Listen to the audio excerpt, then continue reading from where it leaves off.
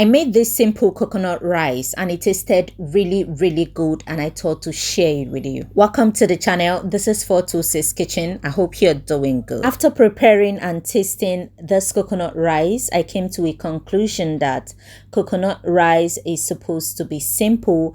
Just allow the coconut milk to shine. First off, you're going to grate your coconut. If you have the store-bought coconut, I don't know, but you can use it, but I prefer using the fresh coconut.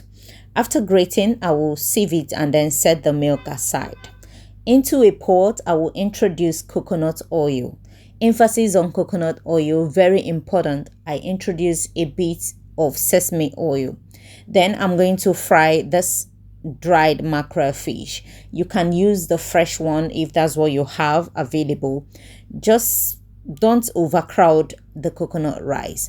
Just allow it to fry on the both side, and you're going to remove this and set it aside. If you want your coconut rice more richer, you can fry shrimps or prawns into the same oil, and after frying you will set them aside. The reason why you'll be frying all the proteins into the same oil is because you're trying to build flavor with those proteins. The taste of the prawns or shrimp or mackerel fish will elevate the taste of your coconut rice, if that makes sense. After frying the mackerel fish, I introduce a properly diced onions. You can decide to blend it, is your preference, okay? It will add a whole lot of sweetness into this rice. And then I stirred a little bit. I introduce a bit of crayfish. Don't overcrowd crayfish into your coconut rice. Even though it requires crayfish, just give it a little crayfish. We know that crayfish is very domineering. If you give it much crayfish, it will dominate the taste of the coconut milk, and you wouldn't want that to happen. After stirring the crayfish for about 30 seconds,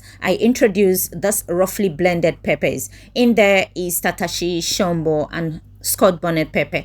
I will stir properly to combine and allow this to fry into the oil for about 2 to 3 minutes. Then I will introduce seasoning. While introducing my seasonings, I made it very simple. I think curry powder is not needed, and that's why I didn't add it. I don't like the color it gives to coconut rice each time I include it, so I prefer to skip curry powder and thyme because these two seasonings can overpower the taste of the coconut milk. But if you love to include them in your coconut rice, by all means do so. Okay, here I introduce a little more of crayfish, and I introduce chicken seasoning and all-purpose seasoning. Those were the seasonings I use in making this rice. I introduce a little bit of salt. By all means, introduce the quantity of salt you would want. Don't oversalt your food. At this point, I introduce just one sardine. The oil in this sardine will give this rice a bit of shine, but you can do away with it if you don't like it. Okay, it just came handy and I decided to introduce it, and it gave a very nice taste. I covered this and allow this whole thing to come to a boil for about 5 minutes, and then I introduce the rice. For the rice, I use Sela basmati rice. You can decide to use any rice of your choice. I just washed it with cold water until it ran clear.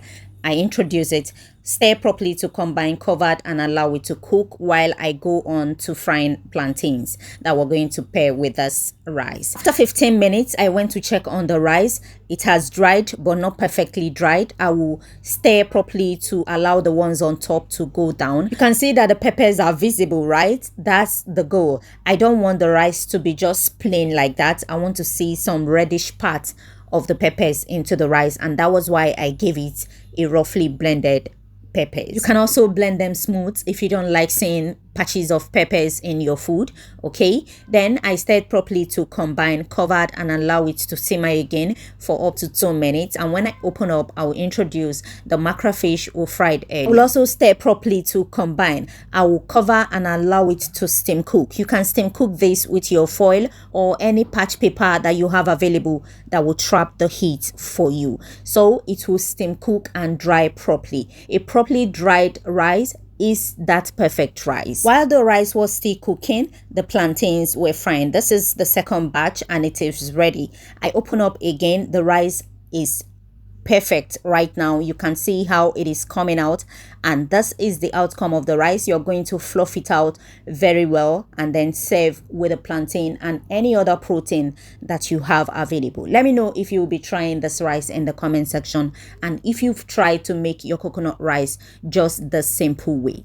And this is the outcome. If you've watched up until this time and you haven't subscribed to the channel, kindly do well to hit that subscribe button, give a thumbs up to this video, and also share with your friends so they can see another way they could make a perfect and delicious coconut rice for themselves. Thank you for watching, and for my returning subscribers, you know that I love you. Thank you for supporting me. Okay, thank you for stopping by. I appreciate it. And this is the final outcome. Thank you for watching. Bye bye.